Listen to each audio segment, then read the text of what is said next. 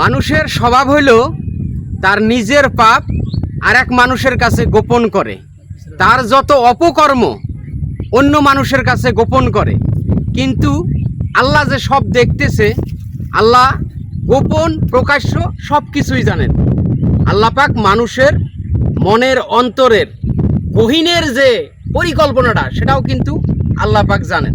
আল্লাহ পাক এই কারণে কোরআনে বলেন, তোমরা প্রকাশ্যে কথা বলো অথবা গোপনে কথা বলো, আল্লাহ অন্তরের গোপন কথাও পর্যন্ত জানেন।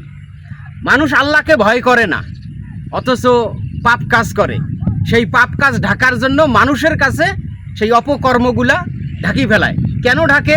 মানুষ অথচ আল্লাহকে ভয় না করে, মানুষ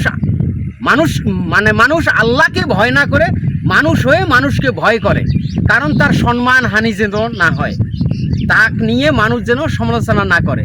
অথচ আল্লাহ মানুষের অতি নিকটে থাকেন, আল্লাহ সবসময় মানুষের সাথে থাকেন, আল্লাহ মানুষের অন্তরের খবর জানেন। এটা মানুষ ভাবে না যে আমি যে গোপনে পাপ করতেছি এই পাপটা আল্লাহ পাক দেখতেছে। মানুষ না দেখলেও আল্লাহ পাক ঠিকই দেখতেছে। আপনার মনের পরিকল্পনা, আপনার মনের ভিতরের কথা, আপনি মনে মনে কি ভাবতেছেন এটাও আল্লাহ পাক জানে।